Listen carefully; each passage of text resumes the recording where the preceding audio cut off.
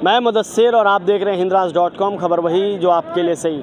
हमारे पीछे ये स्टेज है, अभी प्रोग्राम ख़त्म हुआ है। सिकंदराराव के पहली बार MIM से जीते मुशीर साहब जो चेयरमैन हैं, और उनको सपोर्ट करने के लिए अलीगढ़ से कुछ खास मेहमान आए थे। हमारे साथ मौजूद हैं यामीन खान अब्बासी साहब जो इस बार चुनाव भी लड़ा है अलीगढ़ में, और हमारे साथ बुंदू खां साहब हैं जो महानगर अध्यक्ष हैं अलीगढ़ से, और साथ में आमिर साहब जो इन्होंने भी MIM से चुनाव लड़ा है। ये लोग अपने नए नवेले सभा चेयरमैन को सपोर्ट करने आए थे, क्योंकि ये पहली बार MIM से कोई आदमी यूपी में जीता है। पहले शख्स ये जो सिकंदराराव वाले और दूसरे संभल में। तो आज हम सिकंदराराव में मौजूद हैं।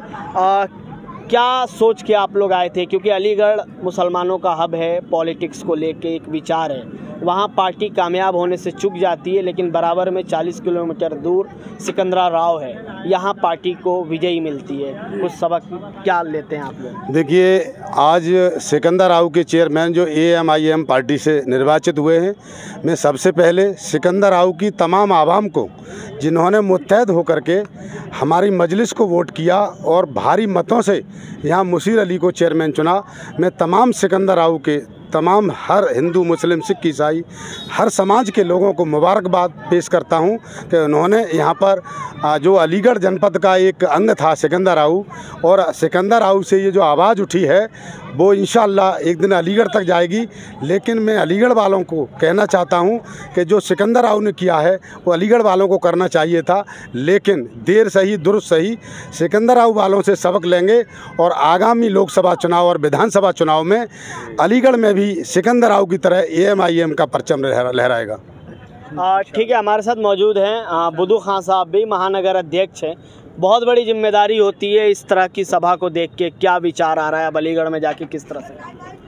देखिए, पहले तो मैं आपके माध्यम से ये बताना चाहता हूँ कि अलीगढ़ नहीं, उत्तर प्रदेश में MIM ने अपने पैर, ओवैसी साहब ने पैर जमा दिए हैं।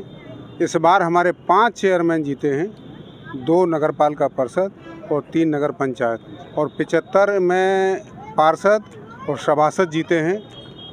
कुल मिलाकर के 80 जीते हैं, और हम आने वाले टाइम में पूरी दमदारी से लोकसभा का चुनाव लड़ेंगे, और उसके बाद में 2027 में निश्चित रूप से और पार्टियां हमसे गठबंधन करेंगी, और हमारी भागीदारी 2027 में सरकार में होगी इंशाअल्लाह।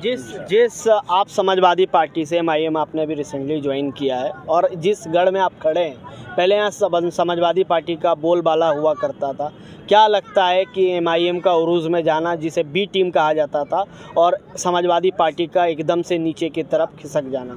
देखिए, जो समाजवादी पार्टी है जो हमेशा मुसलमानों के वोट पर सरकार बनाती चली आई, और मुस्लिम के वोटों पर तमाम जो विधायक और सांसद और विधायक जीतते थे, लेकिन अब अलीगढ़ ही नहीं, सिकंदराराव नहीं, पूरे उत्तर प्रदेश के मुसलमानों ने मन बना लिया है।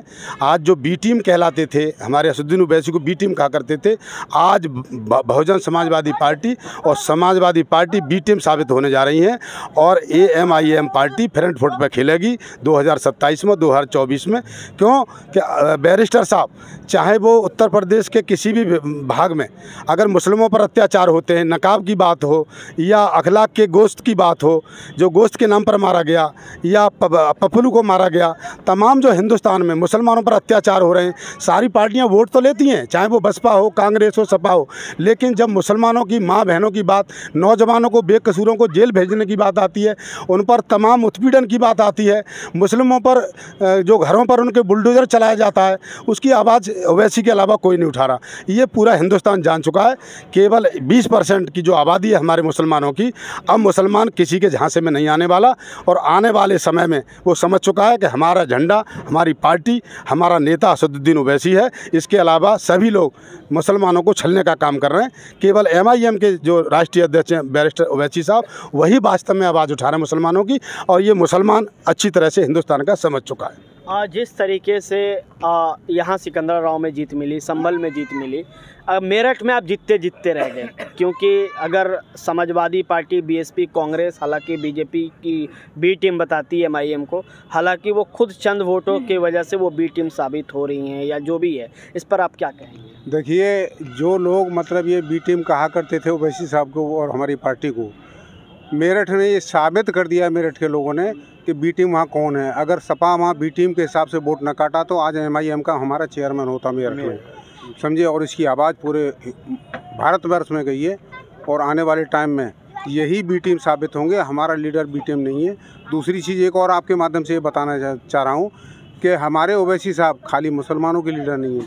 अभी हापुड़ में हमारा एक संजीव वाल्मीकि पार्षद चुना गया है और भी कई जगह पार्षद चुनाए, समझे। वो जो है दलित, पिछड़े, शोषित, आदिवासी, मुस्लिम, अल्पसंख्यक सभी के लीडर हैं, सभी के लिए आवाज़ उठाते हैं। और इसीलिए हर बिरादरी, हर कौम का आदमी अब ओवैसी साहब से जुड़ रहा है और ओवैसी साहब की तरफ ये एक उम्मीद की तरफ देख रहा है कि मतलब ये अगर हमारे साथ कोई जुल्म जाती होगी तो ओवैसी साहब हमारे साथ खड़े होंगे। और संसद से लेकर सड़क तक लड़ने वाला सिर्फ और सिर्फ एक भारतवर्ष में वही आदमी है, दूसरा कोई नहीं है। तो ये थे हमारे साथ अलीगढ़ से मौजूद थे बुद्धू खान साहब, यामीन खान साहब और आमिर। सबसे बड़ा सवाल इनसे बातचीत करने के बाद ये लगा कि जो बदनाम हुए तो क्या हुआ, नाम नहीं हुआ। जिस तरह से मीडिया चैनल्स के माध्यम से कई तरीके से असदुद्दीन ओवैसी को एक सिर्फ मुसलमानों की पार्टी बना के टारगेट किया जाता था, आज जिस तरीके से, अभी तो ये उत्तर प्रदेश की बात है क्योंकि उत्तर प्रदेश हिंदुस्तान के सबसे बड़े सूबे में से एक है, इससे बड़ा राजस्थान है लेकिन आबादी के हिसाब से उत्तर प्रदेश है। लेकिन राजस्थान में भी कई सारी सीटें, गुजरात में भी कई सारी सीटें, जिस तरह से MIM कामयाब हो रही है, ये बात साबित करता है कि आने वाले दिन में बीजेपी के एक तरफ अपोजिशन पे आप असदुद्दीन ओवैसी के पार्टी को देख सकते हैं। मैं मुदस्सिर और आप देख रहे थे सिकंदरा राव से हिंदराज.com, खबर वही जो आपके लिए सही।